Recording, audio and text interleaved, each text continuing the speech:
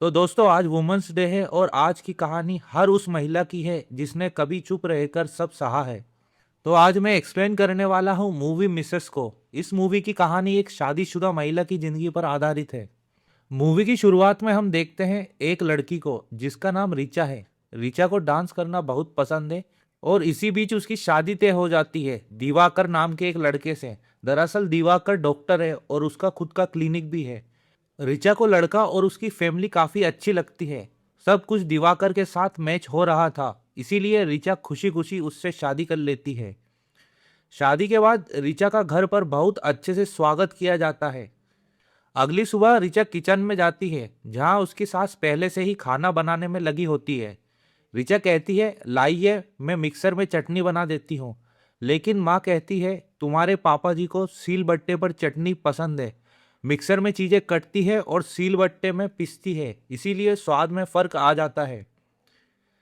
रिचा की आदत थी कि जब भी वह कुछ बनाती थी तो बीच बीच में थोड़ा थोड़ा चख भी लेती थी। इसी बीच रिचा चाय बनाकर देती है।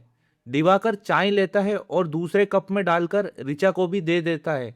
यहाँ देखकर रिचा को बहुत अच्छा लगता है। रात में रिचा की सास बर्तन धो रही होती है। रिचा कहती है रहने दीजिए, कल काम वाली आकर धो देगी। लेकिन माँ कहती है नहीं बेटा, कभी किचन गंदा नहीं छोड़ते। रिचा फिर कहती है लाइए मैं कर देती हूँ। लेकिन माँ कहती है नहीं, आज रहने दो।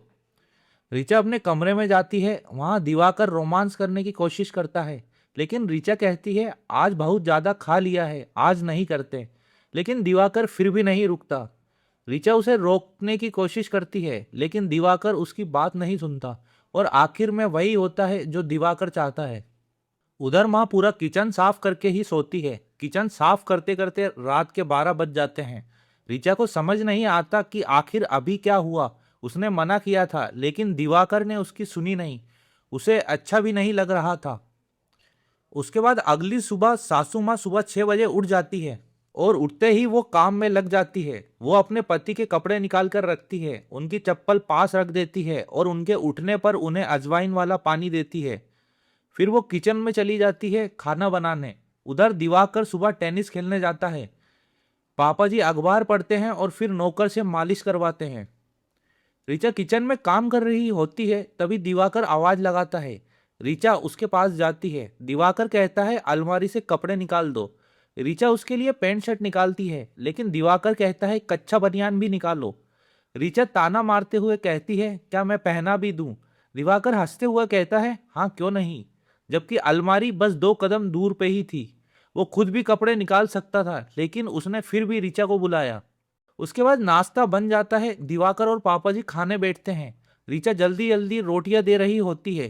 तभी पापा जी टोकते हुए कहते हैं लेफ्ट हैंड से नहीं बेटा, लेफ्ट हैंड से तो भिखारियों को भीख भी नहीं देते। अब रीचा यह सोचती है एक तो गर्मा गर्म रोटियां खिलाओ और ऊपर से यह भी देखो कि किस हाथ से देनी है।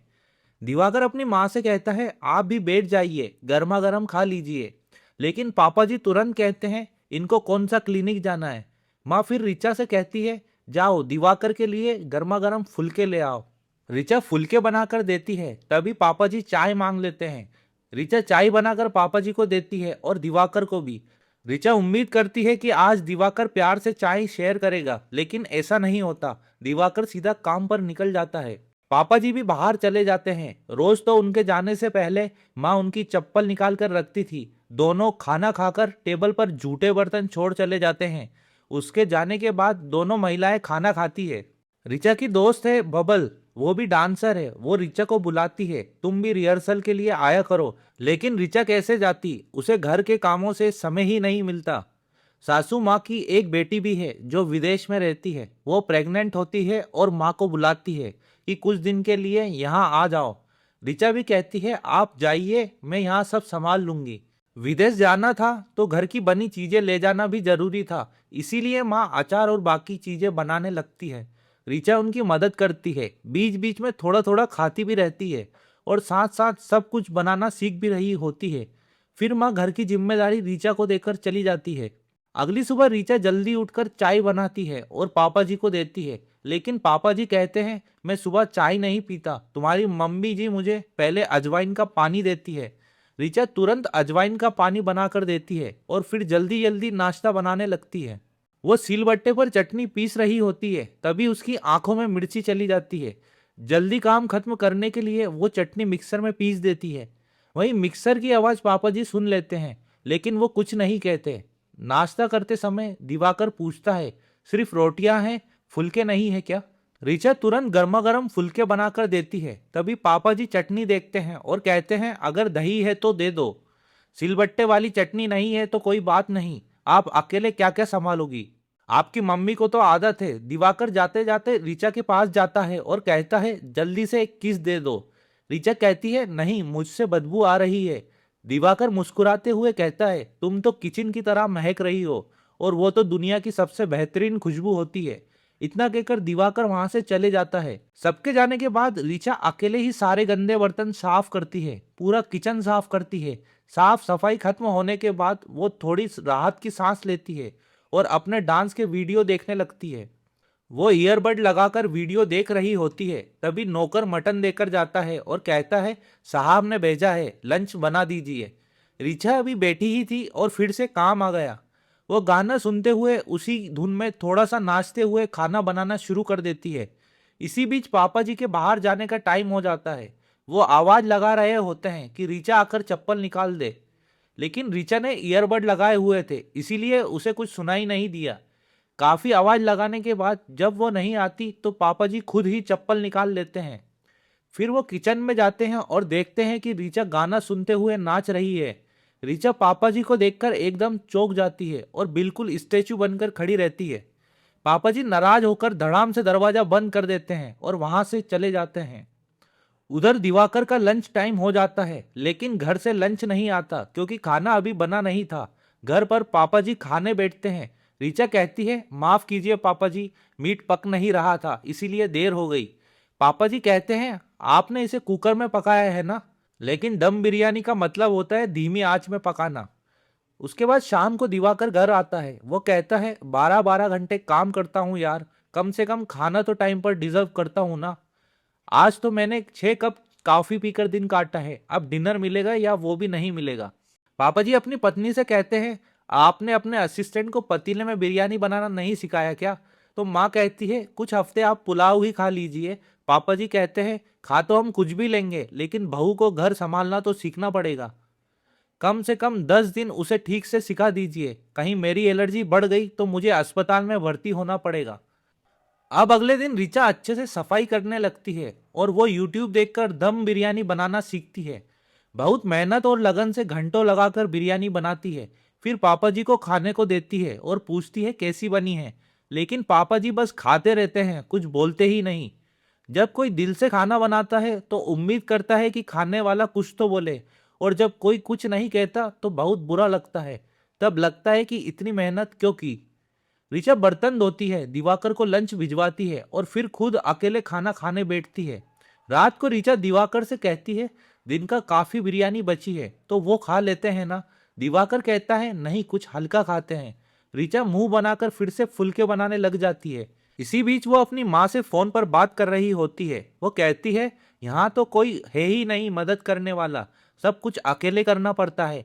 पापा जी को तो मेरा खाना भी पसंद नहीं आता, क्या मैं कुक रखने की बात करूं? माँ कहती है, अभी नई नई गई हो, अभी मत बोलो कुछ, थोड़ा एडजस्ट कर लो। तो ऋचा कहती है, एडजस्ट नहीं कर रही हूँ माँ, बचा हुआ खाना या तो मुझे खाना पड़ता है या फेंकना पड़ता है। तो माँ कहती है, खाना हिसाब से बनाया करो। ऋचा कहती है, हिसाब से ही बनाती हूँ, आपसे बात करना ही बेकार है, और वो फोन काट देती है। रात का खाना खिलाकर ऋचा बर्तन धो रही होती है, तभी बेसिन जाम हो जाता है। अब ऋचा को गंदे पानी में हाथ डालकर कचरा निकालना पड़ता है। सब काम खत्म करके वो थक हार कर सोने जाती है, लेकिन तभी दिवाकर उसके ऊपर चढ़ जाता है। चाहे उसका मन हो या ना हो, दिवाकर को बस अपने सुख से मतलब होता है। ऋचा की इच्छा और उसकी फीलिंग्स उसके लिए कोई मायने नहीं रखती। अगले दिन बर्तन धोते समय ऋचा देखती है कि बेसिन का पाइप लीक हो रहा है और गंदा पानी नीचे टपक रहा है। ऋचा को अपनी दोस्त से बात करने का भी समय नहीं मिलता, लेकिन आज वो उसका फोन उठा लेती है। दोस्त बताती है, हमारा परफॉर्मेंस सिलेक्ट हो गया है, मुझे पहला कोरियोग्राफी क्रेडिट मिलेगा, हमने रिहर्सल भी शुरू कर दी है। मैं तुम्हें 2 हफ्ते से कॉल कर रही हूँ, लेकिन तुम तो गायब ही हो यार। ऋचा का भी बहुत मन होता है ज्वाइन करने का, लेकिन वो कहती है मेरा आना मुश्किल होगा। दोस्त कहती है कम से कम परफॉर्मेंस देखने तो आना। इसी दौरान ऋचा देखती है कि उसकी दोस्त का पति उसके लिए खाना बना रहा है। यहाँ देखकर ऋचा अपने दोस्त को ब्लॉक कर देती है, क्योंकि उसे पता था कि वो बार बार बुलाएगी और वो जा नहीं पाएगी। ऋचा कपड़े वॉशिंग मशीन में धोती है, लेकिन पापा जी को इसमें भी शिकायत होती है। वो कहते हैं मशीन में पसीने के दाग नहीं जाते, इसीलिए ऋचा को उनके कपड़े अलग से धोने पड़ते हैं। ऋचा दिवाकर को मैसेज करती है कि प्लम्बर को बुला दो, लेकिन दिवाकर मैसेज देखता ही नहीं। शाम को जब दिवाकर घर आता है तो ऋचा कहती है क्या हम एक काम वाली रख सकते हैं, मुझे अपना काम शुरू करना है लेकिन टाइम ही नहीं मिल रहा। दिवाकर कहता है ये डांस वांस करने से कुछ कमाई भी होती है क्या, या बस टाइम पास है। ऋचा कहती है काम करूंगी तभी तो धीरे धीरे कमाई होगी। दिवाकर चिढ़कर कहता है मैं 50-60 मरीज देखकर आया हूं और तुम आते ही शुरू हो गई, थोड़ा सांस तो लेने दो।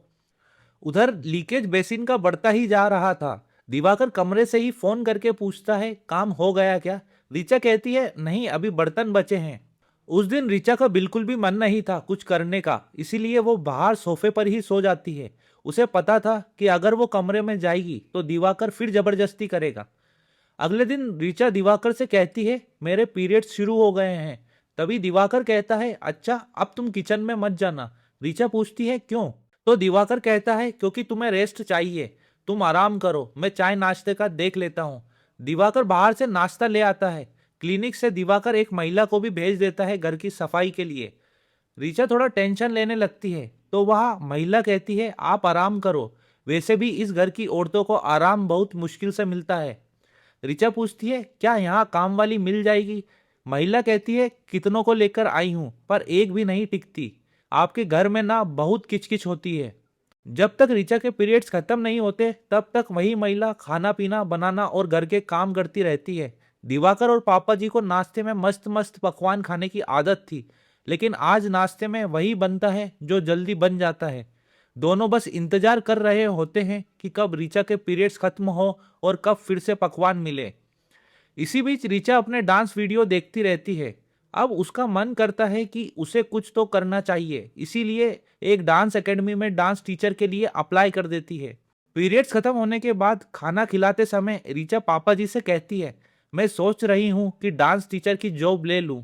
बचपन से डांस कर रही हूँ, 4 साल से सिखा भी रही हूँ, मेरा खुद का डांस ट्रूप भी है। दिवाकर तुरंत इंटरप्ट कर कर कहता है ये तो तुम्हारी हॉबी है ना, हॉबी को जॉब कौन कहता है। पापा जी भी दिवाकर की बात से सहमत होते हुए कहते हैं हाँ, और हमारे परिवार में ये सूट भी नहीं करेगा। दिवाकर कहता है देखो अभी अप्लाई मत करो, बाद में मैं पापा से बात कर लूंगा, और वैसे भी गर्भवती होने के बाद ये जॉब छोड़नी ही पड़ेगी, तो अभी इतना परेशान क्यों होना। ऋचा का चेहरा उतर जाता है। एक दिन घर पर रिश्तेदार आते हैं, टुन्नू भैया और बिन्नी भाभी। टुन्नू भैया कहते हैं सिकंजी बना दो। तभी दिवाकर और पापा जी के लिए चाय भी बनानी होती है। जब तक ऋचा सब कुछ बनाकर लाती है ये लोग पहले ही बोतल खोल लेते हैं। तभी बिन्नी भाभी कहती है वो सब कुछ बनाकर लाई है तो पी लो ना एक बार। टुन्नू भैया सिकंजी चखते ही कहते हैं सिकंजी बनाना भी एक कला है, ये नींबू पानी थोड़ी ना होता है। बिन्नी भाभी कहती है ये घर है कोई ढाबा नहीं। टुन्नू भैया हंसते हुए कहते हैं अगर बीबी कमाऊ हो तो हमेशा डांटती है। अब बात आती है कि खाने में क्या बनेगा। ऋचा कहती है खाना तो बन गया है, लेकिन सबका मन था मटन खाने का। टुन्नू भैया कहते हैं मटन तो मैं बनाऊंगा, आज सबको अपने हाथ का मटन खिलाऊंगा। जो भी आप सोच रहे हो वही होता है, मटन तो बन जाता है लेकिन पूरा किचन तितर बितर कर देते हैं। किचन का हाल कूड़ेदान जैसा हो जाता है। ऋचा सब देखती है और फिर साफ करने में लग जाती है। तभी फिर से फरमाइश आ जाती है 3 शिकंजी की। अगले दिन ऋचा फिर से टेस्टी खाना बनाकर सबको नाश्ता कराती है, लंच भी भिजवा देती है और फिर तैयार हो जाती है जाने के लिए। आज उसका इंटरव्यू है जहां उसने अप्लाई किया था। जैसे ही वो निकलने लगती है पापा जी पूछते हैं कहाँ जा रही हो। ऋचा अपनी बात बताती है। पापा जी कहते हैं मैंने मना कर दिया था ना इसके लिए, फिर क्यों जा रही हो। फिर पापा जी कहते हैं तुम्हारी मम्मी जी ने भी इकोनॉमिक्स में पीएचडी की है, लेकिन घर और बच्चे उनकी हमेशा पहली प्राथमिकता रहे हैं। ऋचा उन्हें मनाने की कोशिश करती है, लेकिन पापा जी उसकी बात सुनते ही नहीं, सुनकर भी अनसुना कर देते हैं। ऐसे वक्त में इंसान क्या ही कर सकता है जब आपके अंदर प्रतिभा हो और खुद पर भरोसा भी हो कि आप कर सकते हो, लेकिन करने ही ना दिया जाए तो जो महसूस होता है वही ऋचा महसूस कर रही होती है। अब हम देखते हैं कि ऋचा और दिवाकर ऋचा की दोस्त के घर डिनर पर गए होते हैं। खाना खाने के बाद दिवाकर जूठी प्लेट उठाकर रखने लगता है। ऋचा मजाक में कहती है, अरे वाह, यहाँ तो तुम बड़ी हेल्प कर रहे हो। दिवाकर कहता है, मैं तुम्हारी मदद नहीं करता क्या? ऋचा कहती है, घर पर तो जनाब टेबल से उठते ही नहीं। पापा जी के साथ बैठकर खाते हो और उनके साथ ही उठ जाते हो। दिवाकर कहता है, क्लिनिक में भी मैं अकेला काम करता हूँ, तुम आओगी क्या वहां काम करने? तभी ऋचा टोंट मारते हुए कहती है, तुम मुझे जाने दोगे क्या? तुम्हें तो फ्री की कुक और काम वाली जो मिल गई है। दरअसल ऋचा थोड़े नशे में थी, आज उसने इतना बोलने की हिम्मत की। दिवाकर गुस्से में कहता है, क्या बोल रही हो तुम? मैंने तुमसे शादी इसलिए की कि मुझे फ्री की कुक और काम वाली चाहिए थी, ताकि मैं दोस्तों के सामने तुम्हारा मजाक बना सकूं। ऋचा कहती है, अरे मैं तो मजाक कर रही थी। घर आकर दिवाकर मुंह फुलाकर लेट जाता है। ऋचा कहती है, लड़ाई का गुस्सा लेकर पति पत्नी को नहीं सोना चाहिए। ऋचा उससे माफी मांगती है, वो शांत हो जाता है, लेकिन अचानक वो फिर ऋचा के साथ जबरदस्ती करने लगता है। ना कोई रोमांटिक बात ना कुछ, सीधा जबरदस्ती करने लगता है। अब ऋचा की इच्छा पूरी तरह मर चुकी थी। इसी बीच बेसिन का लीकेज बढ़ता ही जा रहा था। ऋचा फिर से कहती है, किसी को बुला लो इसे ठीक करने के लिए। दिवाकर कहता है, मेरा बैग पैक कर दो, मुझे कॉन्फ्रेंस के लिए जाना है। दिवाकर कहता है, पापा का बर्थडे आने वाला है, लंच पर उनके दोस्त आएंगे, खाना एकदम कड़क होना चाहिए। जाते जाते दिवाकर फिर पास आने लगता है। ऋचा उसे पीछे करते हुए कहती है, नहीं करना। क्या तुम मुझसे सिर्फ बच्चा पैदा करने के लिए ही करते हो? तभी दिवाकर कहता है, हम शादीशुदा हैं, फैमिली प्लानिंग तो करेंगे ना। ऋचा कहती है, ऐसे क्या तुम्हें दिखता नहीं कि मुझे दर्द होता है? तुम्हें बस करना होता है और खत्म होते ही बस खत्म। थोड़ा तो प्यार करो दिवाकर, थोड़ा फोरप्ले करो, मेरी भी कुछ इच्छाएं हैं। दिवाकर गुस्से में कहता है, तुम्हें बड़ा अनुभव है इसका, पहले आईने में अपनी शक्ल देखो। इतना कहकर वो वहां से चले जाता है। अब करवा चौथ का दिन आता है। बुआ जी घर पर आती है और कहती है, मैं तुम्हारी सास की ड्यूटी करने आई हूँ।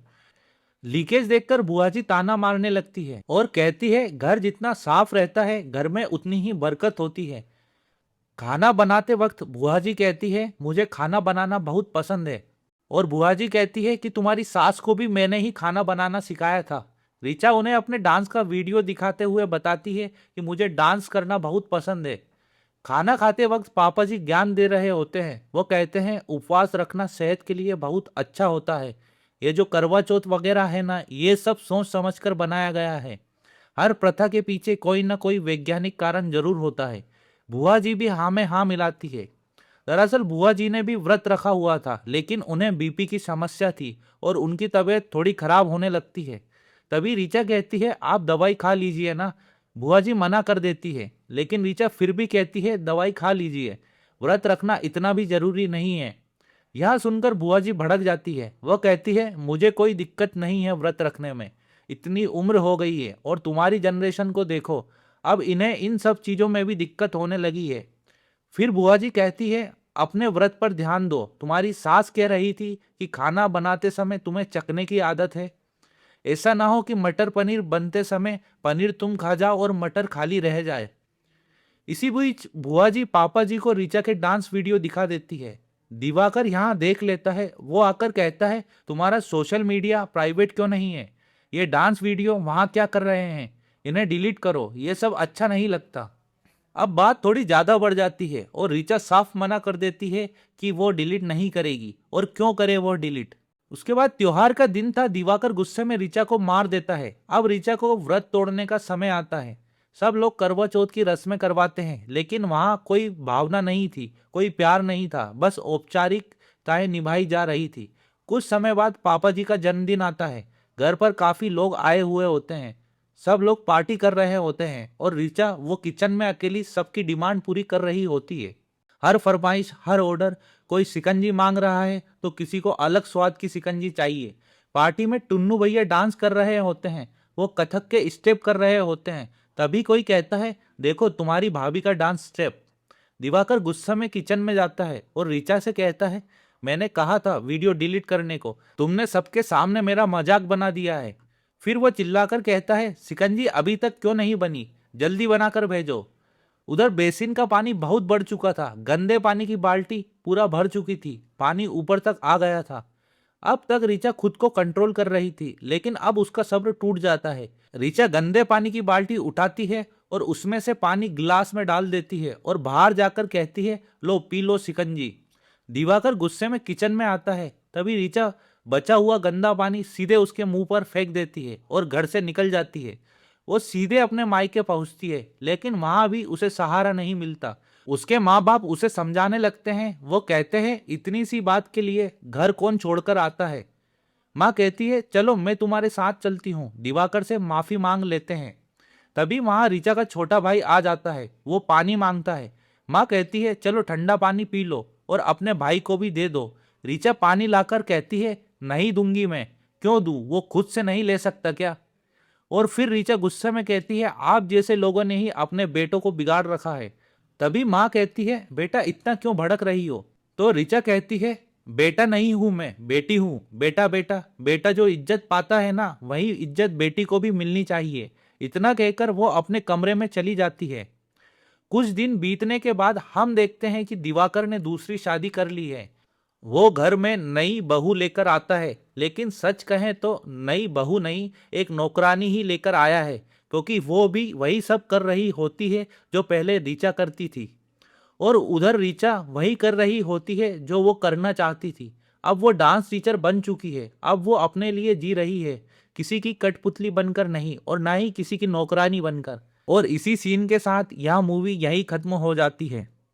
तो दोस्तों, यह मूवी कई घरों की असली कहानी दिखाता है। लगभग हर घर में ऐसा ही माहौल देखने को मिलता है।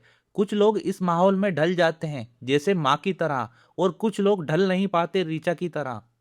सबसे पहले मैं यही कहूंगा कि घर का काम करने में कोई बुराई नहीं है। घर का काम सबको करना चाहिए, लेकिन जहां बात यह आ जाती है कि ये सारे काम सिर्फ औरतें ही करेंगी, वहीं से आपकी सोच का अंदाजा लग जाता है। एक समय था जब ये सोच सब पर हावी थी, लेकिन अब 21वीं सदी में ये सोच नहीं चल सकती। आज के जमाने में मर्द और औरत दोनों को घर का काम आना चाहिए।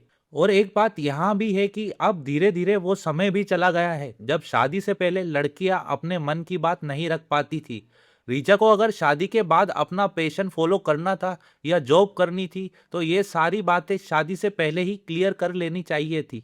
और दोस्तों, साथ में दिवाकर और उसके पापा को भी आज के जमाने की सोच के हिसाब से चलना चाहिए था। वो डॉक्टर होके भी उनकी सोच इतनी घटिया थी कि वो लड़की और औरतों को कुछ समझते ही नहीं थे। वो सिर्फ उनको नौकरानी समझते थे, जो कि बिल्कुल गलत है आज के समय के हिसाब से। और अंत में यही कहूंगा कि हमें एक दूसरों की हमेशा रेस्पेक्ट करनी चाहिए, क्योंकि बिना किसी की रेस्पेक्ट किए आप उनसे प्यार एक्सपेक्ट नहीं कर सकते, और ना ही सामने वाला एडजस्ट करने को तैयार होगा, क्योंकि जब आपका सपोर्ट ही नहीं होगा आपके पार्टनर को, तो वो कैसे एडजस्ट कर पाएगा। तो दोस्तों, इसी के साथ इस वीडियो को खत्म करते हैं। I hope you like this video. Kindly like, subscribe this channel, and happy women's day.